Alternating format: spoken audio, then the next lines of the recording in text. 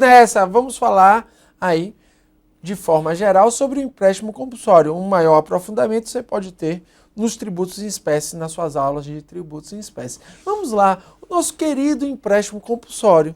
É inquestionável que o empréstimo compulsório hoje é considerado uma espécie tributária.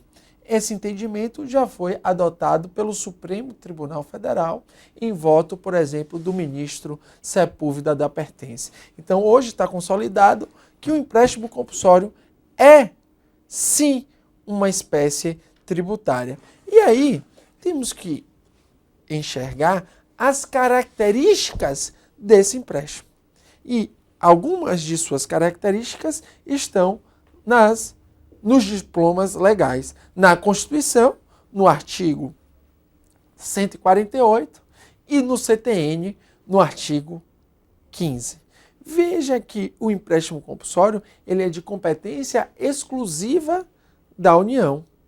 E ele é um tributo, e isso é muito cobrado, que deve ser criado por meio de lei complementar. Quais são as causas do empréstimo compulsório? São 3.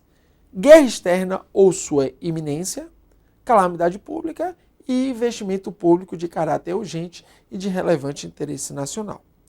Sendo que, na hipótese de guerra externa ou calamidade pública, não precisa observar anterioridade anual e anterioridade nonagesimal. Todavia, contudo, porém, conforme o artigo 150, parágrafo 1º da Constituição, e é esse o dispositivo que traz as exceções a respeito das anterioridades, o empréstimo compulsório de investimento público de caráter urgente e de relevante interesse nacional, o empréstimo compulsório do artigo 148, inciso 2, apesar da literalidade do artigo 148, 2, ele deve sim observar tanto anterioridade anual como nonagesimal.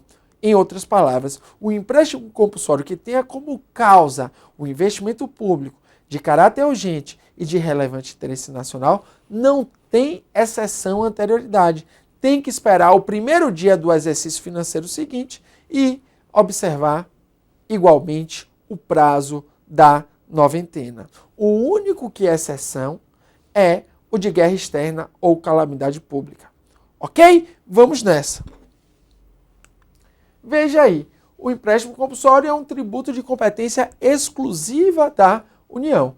De certo, o empréstimo compulsório é tributo e não contrato de direito público segundo doutrina majoritária e jurisprudência do STF. Ou seja, o empréstimo compulsório não se enquadra no artigo 4º do CTN, né, que se refere especificamente à classificação tripartite, conforme também o artigo 5º, mas se encaixa perfeitamente no conceito de tributo estabelecido no artigo 3º do CTN.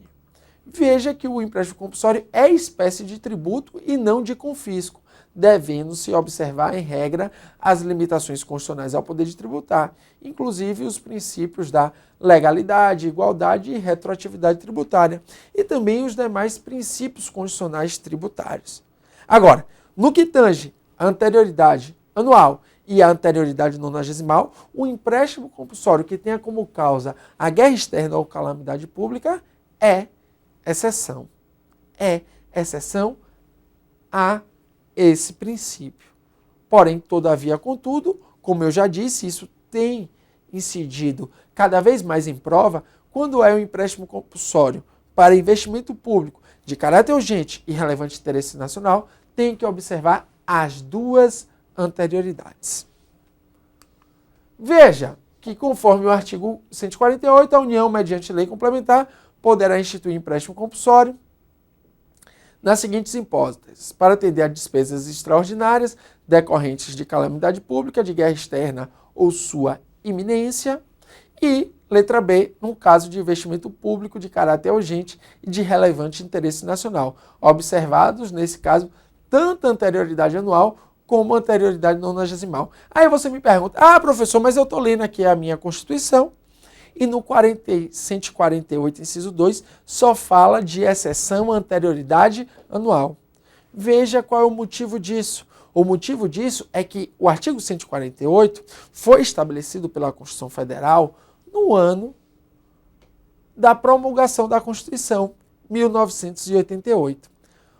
Contudo, todavia, porém, a emenda constitucional 42 de 2013, que trouxe a anterioridade nonagesimal, também chamada de carência tributária, como espécie de princípio aplicada a todas as outras, a todos os tributos, como princípio, e, por exemplo, o professor Humberto Bergman Ávila entende que é uma regra, mas cai em concurso tanto como princípio como regra. Essa distinção, se a anterioridade é regra ou princípio, vai depender da banca de concurso público. Em geral, é utilizado como princípio, por quê? Porque decorre do valor da segurança jurídica.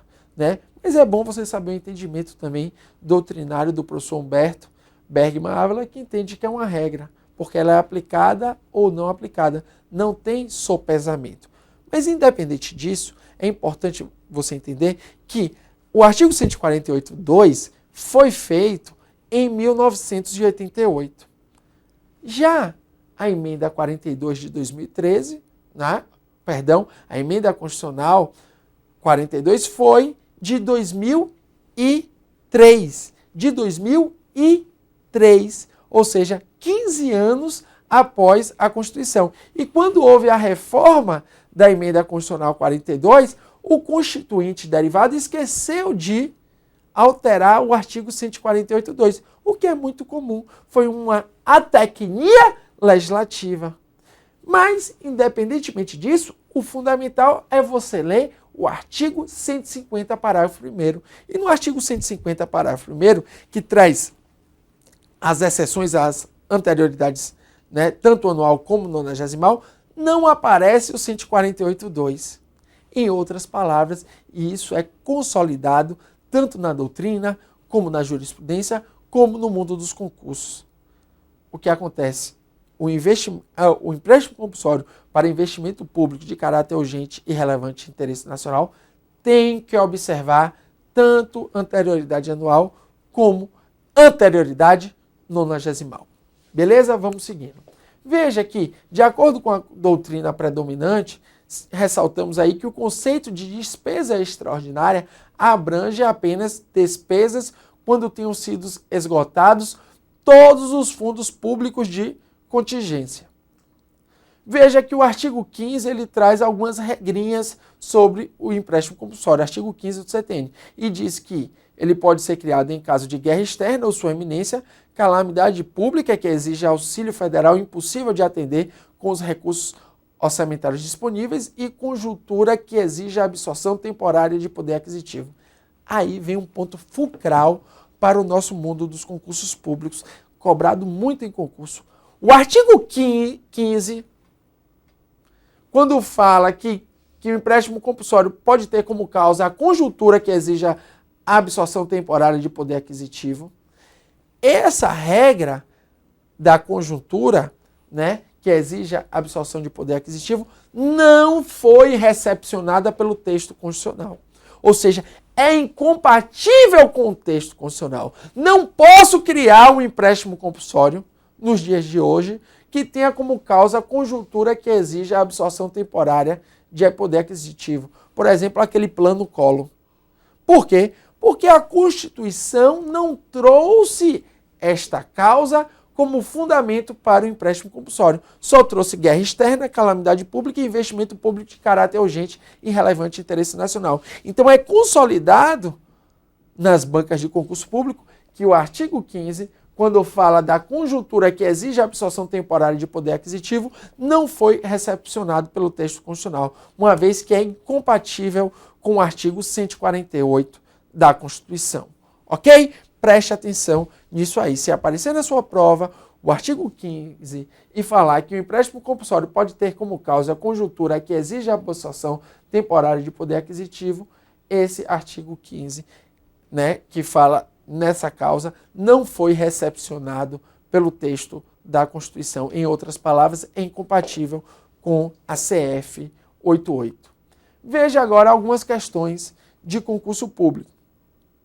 A ESAF no concurso aí de auditor fiscal e também a ESAF no concurso de auditor fiscal da Receita Federal do Brasil e o 24º concurso para Procurador da República, que é uma banca do próprio Ministério Público Federal, cobraram a mesma questão. Em outras palavras, a ESAF foi e copiou a prova de Procurador da República, porque a prova de Procurador da República foi anterior.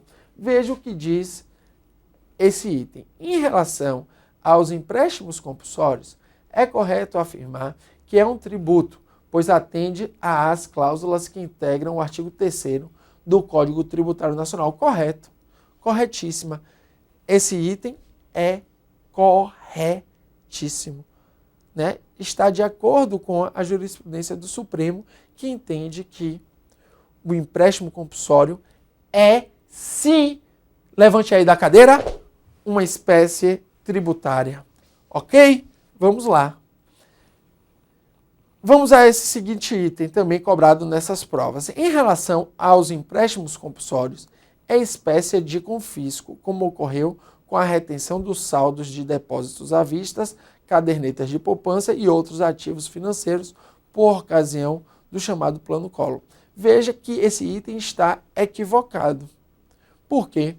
Porque ele compara o empréstimo compulsório ao confisco. Sim, mas o empréstimo compulsório é um tributo.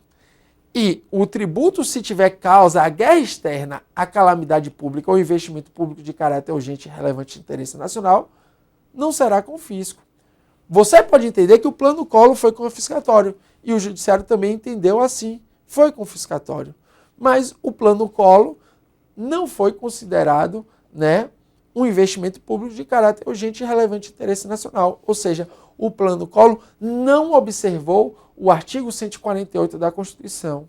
Ou seja, o Plano Collor também nem foi criado por meio de lei complementar. Então, desobedeceu vários requisitos do artigo 148 da Constituição.